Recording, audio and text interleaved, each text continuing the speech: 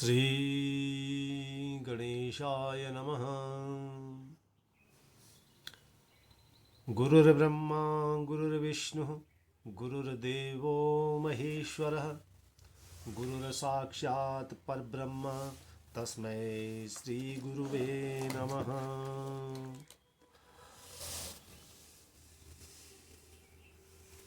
इस नव संवत्सर के प्रारंभ होने की पूर्व बेला में आप सभी को श्रीमन नारायण। तो सज्जनों, इस वर्ष जो संवत्सर हो रहा है उसका नाम पिंगल है। हमारे शास्त्रों में 60 संवत्सर दिए गए हैं, जिनमें से 20 ब्रह्मा जी के होते हैं, 20 भगवान विष्णु के होते हैं और 20 भगवान शंकर के लिए होते हैं। तो यह पिंगल नाम संवत्सर से हमारे देश में, हमारे राष्ट्र में, हमारे क्षेत्र में किस प्रकार का प्रभाव होगा, उसके लिए कहते हैं पिंगलाब्द वेति भीतर मध्य सस्यार्थ वृष्टयः राजानो विक्रमाक्रांत भुंजते शत्रु मेधनिः। तो पिंगल नाम संवत्सर में अतिवृष्टि, अनावृष्टि, जंगली जो जीव हैं, टिड्डी इत्यादि, फसलों को नुकसान होना, चूहों द्वारा फसलों को नुकसान होना, पक्षियों के द्वारा भी फसलों को नुकसान होना और किसी अपने देश पर दूसरे देश के द्वारा आक्रमण करना और प्रजा में भय रहना। हमेशा प्रजा का जो क्षेत्र का वातावरण है वो भय से आवृत रहना और कहीं पर अप्रिय घटनाएं होना, कहीं पर लोगों का अनिष्ट होना या कहीं पर झगड़े इत्यादि होना, बड़े बड़े दंगे होना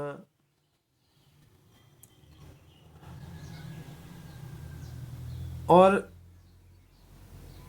जो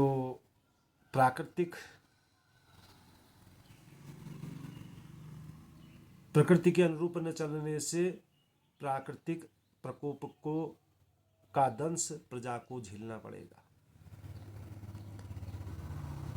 और जो हमारे शासक वर्ग हैं वह हम जनताओं का या इन आपत्तियों का थोड़ा बहुत दमन करते हुए, उनसे ऊपर उठते हुए प्रजा को संतुष्ट करने का प्रयास करेंगे और स्वयं वह अनेक प्रकार के भोगों का भोग करेंगे। यह पिंगल नाम संवत्सर होने से उस वर्ष की स्थिति बनती है। तो इस वर्ष 22 मार्च 2022 से उत्तर भारत में पिंगल नाम संवत्सर प्रवेशित हो रहा है। आप सभी लोगों को उस पिंगल नाम संवत्सर में की अनेकों अनेक शुभकामनाएं। आपके लिए वर्ष सुखद हो, आरोग्य को प्रदान करने वाला हो, यही मंगल कामनाएं हैं। तो कामना ये भी है कि यह संवत्सर जो है आप लोगों के जीवन में हर्षोल्लास लाए, सुख समृद्धि लाए, आपके घरों में, क्षेत्र में, राष्ट्र में शांति बनी रहे, आप आरोग्यता को प्राप्त करें, आप सभी के दीर्घ व सुखी जीवन की मंगल कामनाओं के साथ, विश्व कल्याण की कामना के साथ इस वर्ष के जो राजा हैं बुध और जो मंत्री हैं वो शुक्र हैं। सस्येश जो है भगवान सूर्य के पास है, धान्य के अधिपति जो बने हैं भगवान शनि बने हैं और मेघों के जो स्वामी हैं वो भगवान बृहस्पति बने हैं। रसों के स्वामी मंगल बने हैं, निरस पदार्थों के स्वामी सूर्यदेव हैं फलों के स्वामी भी भगवान गुरु बृहस्पति हैं। धन के स्वामी भी सूर्य ही है।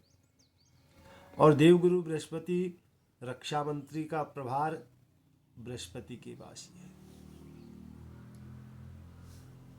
तो इनका क्या क्षेत्र में, देश में, नगर में, ग्राम में फल रहेगा, इसको आप श्रवण करें। इस वर्ष संवत्सर के राजा बुध हैं, मंत्री पद शुक्र के अधीन है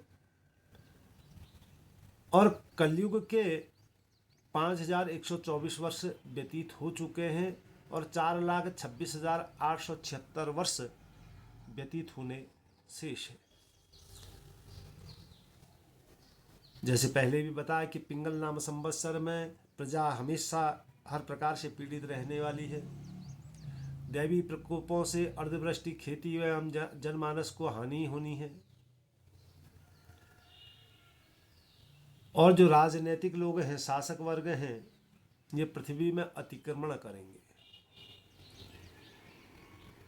और हाथी, घोड़े, बैल, बकरी आदि चौपाई पशुएं जो हैं और जो चोर हैं या जो नट नाटिकाएं, जो फिल्म अभिनेता हैं, यह संवत्सर उनका नाश करवाता है। देश भंग की स्थिति भी बनती है, दुर्भिक्ष का भी प्रभाव रहता है। राजाओं में, शासक वर्ग में क्रोध और तनाव बना रहता है। अगर हम भारत देश की बात करें तो मध्य देश में थोड़ा सा समता का भाव रहेगा। तो इस वर्ष राजा बुध बने हैं तो पृथ्वी पर सर्वत्र जल ही जल होगा। घर घर में विवाह आदि मंगल कार्य संपन्न होंगे और जन जन में दान की, दया की भावना में वृद्धि होगी। और प्राथमिक पूर्वार्ध में सभी सुखी रहेंगे, स्वस्थ रहेंगे और इस धरा में, पृथ्वी में अनेक प्रकार की अच्छी वर्षा होगी। तो यह पृथ्वी वर्षा अच्छी होने से धान्यों से भी परिपूर्ण होंगी।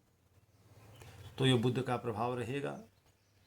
अब इसमें शुक्र मंत्री बने हैं तो पृथ्वी में टिड्डी, चूहों का भय बना रहेगा, जिससे फसलों को काफ़ी नुकसान पहुंचेगा। और जंगली जानवर भी, बंदर, सुअर इत्यादि भी फसलों में अनेकों प्रकार से नुकसान पहुंचाएंगे। और शुक्र के प्रभाव से खंड वृष्टि और अतिवृष्टि भी होती रहेगी। कहीं खंड वृष्टि होगी, कहीं अतिवृष्टि होगी। तो खंड वृष्टि या अतिवृष्टि होने से धान्य महंगे होंगे, अनाज महंगा हो जाएगा। सस्य का स्वामी जो है सूर्य बैठे हैं इस बार, तो अनाज महंगा होना निश्चित है। और क्षेत्र में, गांव में, देश में चोरी डकैती की घटनाओं में वृद्धि हो जाएगी। राजाओं में परस्पर युद्ध की संभावना बनती है। वर्षा की अधिकता होने से फसलों में भी कमी आएंगी। फल इत्यादि में कमी होगी। अब धान्य से, धान्य अनाज का स्वामी शनि होने के कारण धन का स्वामी, तो देश में दुर्भिक्ष होगा, देश में कलह होगा, की स्थिति उत्पन्न होगी। सौराष्ट्र देश में विशेष तौर पर आपदा की संभावना बनी रहेगी। मेघों के स्वामी इस वर्ष गुरु होने से सज्जनों, पृथ्वी सभी रसों से पूर्ण होकर राजा प्रजा की बातों को ध्यान रखते हुए प्रजा के लिए हित के कार्य करेंगे। रस का स्वामी मंगल होने से प्रजा रस विहीन हो जाती है। राजा का व्यवहार प्रजा के अनुकूल नहीं रहता है, वर्षा कम होती है। अगर निरशेष जो है वो सूर्य होने से सोना, तांबा, चंदन, मोती और माणिक्य उस क्षेत्र में उस समय के लिए महंगे हो जाते हैं। फलों के स्वामी बृहस्पति होने से वृक्षों में फल फूल लदे रहेंगे और समाज भय से मुक्त रहेगा। मंदिरों में यज्ञ उत्सव होते रहेंगे। प्रजा कुछ न कुछ तौर पर राजा के कार्यों से प्रभावित होकर के प्रसन्न दिखेगी। राजनेता व ब्राह्मण या चतुर्वर्ण के लोग हैं, वो वेद शास्त्रों की मर्यादाओं का पालन करने लगेंगे। धनेश धन के स्वामी सूर्य हैं, जिसके कारण व्यापारियों को पशुओं के विक्रय के द्वारा लाभ होने की संभावना होती है। राजकोष जो है वो स्थिर बना रहेगा। दुर्गेश यानी रक्षा मंत्री पुनः बृहस्पति होने से राजा न्यायप्रिय होंगे, न्याय करेंगे और प्रजा सुख समृद्धि को प्राप्त होगी और प्रजा की सुख समृद्धि से उस राजा का यश बढ़ेगा। अगर सामान्य रूप पर देखा जाए तो इस वर्ष सज्जनों वर्षा सामान्य होगी। आंधी तूफान भूकंप खंडवृष्टि से जनमानस को कष्ट होगा। शासक अनेकों प्रकार के सुखों का भोग करेंगे। दुधारू पशुओं में रोग होगा। दैवीय आपदाओं में जनमानस एवं किसान को कष्ट, जल व अन्न से कमी होगी। सीमाओं पर आतंकी घटनाएं बढ़ेंगी। राजनेताओं का परस्पर में विरोध होगा और जो सौंदर्य प्रसाधन की वस्तुएं हैं वो महंगी होंगी। वैसे अंग्रेजी वर्ष के जून मास, सितंबर, दिसंबर और मार्च में प्रजा व शासक दोनों को कष्ट की स्थिति बनेगी। उपद्रव एवं रोगों के प्रति शासक वर्ग जनता को भ्रमित करेंगे। जुलाई से नवंबर के मध्य उत्तर पूर्वी या पश्चिम राज्यों में नक्सली आतंकी घटनाओं एवं प्राकृतिक आपदाओं का भय बना रहेगा। तो सज्जनों, यह तो थी पूरे वर्ष की बात। पुनः फिर बताते हैं कि इस वर्ष जो संवत्सर है, प्रतिपदा के दिन मेष सिंह धनु राशि वालों को चंद्रबल अशुद्धि है, अपैट कहते हैं। और मिथुन तुला कुंभ राशि को जो विश्वत संक्रांति है उनको अपैट है, उनकी चंद्रबल अशुद्धि है। और जिनका नक्षत्र धनिष्ठा, सद्विषा और पूर्वा भाद्रपद है, उनके बाएं पांव में संक्रांति है। और उसके अलावा बाएं हाथ में जिनका भरणी कृतिका रोहिणी है, इनके बाएं हाथ में संक्रांति का वास है। तो वर्षापैट और विश्व संक्रांति अपैट और वामपाद जनित दोष से के अरिष्ट से बचने के लिए तो सज्जनों, विश्व संक्रांति के दिन चांदी का पैर, दही, चावल, सफेद वस्त्र का संकल्प सहित दान करें। हो सके तो शिव मंदिरों में रुद्राभिषेक का पाठ करवाएं और घर में दुर्गा सप्तशती का पाठ करवाना भी आप लोगों के लिए श्रेष्ठ रहेगा। जो मनुष्य स्वयं करते हैं वो स्वयं करें। सर्वे भवन्तु सुखिनः, सर्वे सन्तु निरामयाः, सर्वे भद्राणि पश्यन्तु, माँ कश्चित् दुख भाग भवेतः। श्री हरि शरणम।